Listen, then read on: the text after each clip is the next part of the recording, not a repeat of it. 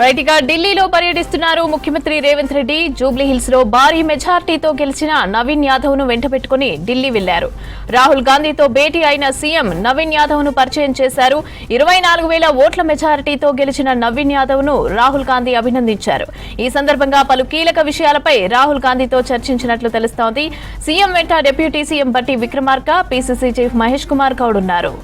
ఇక కాసేపట్లో AICC chief Mallikarjuna ఖర్గేతోనూ భేటీ కానున్నారు రేవంత్ రెడ్డి. ఆ తర్వాత కేసీ వేణుగోపాల్ తోనూ భేటీ కానున్నారు.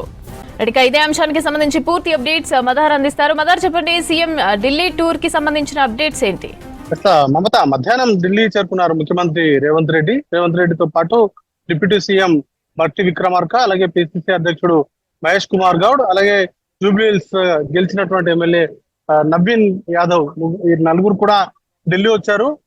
ప్రస్తుతం రాహుల్ గాంధీ తోటి సోనియా గాంధీ నివాసంలో భేటీ అనేది కూడా జరిగింది. భేటీలో కీలకంగా నవీన్ యాదవ్ ని రాహుల్ గాంధీకి పరిచయం చేయడం, రాహుల్ గాంధీ ప్రత్యేకంగా నవీన్ యాదవ్ ని అభినందించారు. జూబ్లీ హిల్స్ లో గతంలో లాస్ట్ 3 టర్మ్స్ కూడా కాంగ్రెస్ పార్టీకి సంబంధించినటువంటి ఎమ్మెల్యే లేరు.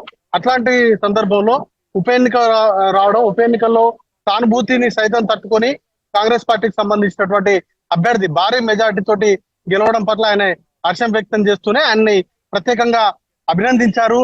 కీలకంగా మరొక వైపు కీలక అంశాలపైన, ముఖ్యంగా డిసిసిలకు సంబంధించినటువంటి నియామకం పట్ల ఇటు ముఖ్య నేతలతోటి చర్చించినట్టుగా కూడా సమాచారం ఉంది. 1-2 రోజుల్లోనే డిసిసిలకు సంబంధించినటువంటి అఫీషియల్ అనౌన్స్మెంట్ అనేది కూడా వచ్చేటువంటి అవకాశం ఉంది. గతంలో ఇందిరా భవన్ లో జరిగినటువంటి సమావేశంలోనే అధిష్టానానికి రాష్ట్ర ప్రభుత్వం నుంచి, అలాగే కాంగ్రెస్ పార్టీ రాష్ట్ర అధినాయకత్వం నుంచి పూర్తి స్థాయిలో ఎవరెవరైతే బాగుంటుందనే దానిపైన కూడా పూర్తిగా సమాచారం అనేది కూడా ఇచ్చారు. దానికి బేస్ చేసుకుని అధిష్టానం ఒక కీలక నిర్ణయం కూడా తీసుకోబోతున్నారు. ఇప్పటికే కొన్ని రాష్ట్రాలకు సంబంధించినటువంటి డిసిసిలకు సంబంధించినటువంటి ప్రకటన కూడా వచ్చింది. ఇక తెలంగాణకు సంబంధించి కూడా 1-2 రోజుల్లోనే వీటికి సంబంధించినటువంటి ఫైనల్ నివేదిక, ఫైనల్ గా ఒక లిస్ట్ అనేది కూడా బయటకు వచ్చేటువంటి అవకాశాలు కనబడుతున్నాయి. ఇక రాహుల్ గాంధీతో భేటీ ముగిసిన తర్వాత ఏఐసీసీ అధ్యక్షుడు మల్లికార్జున ఖర్గే తోటి కూడా భేటీ కాబోతున్నారు. ఆ సందర్భంలో కూడా డిసిసిలకు సంబంధించిన పార్టీ సంస్థాగత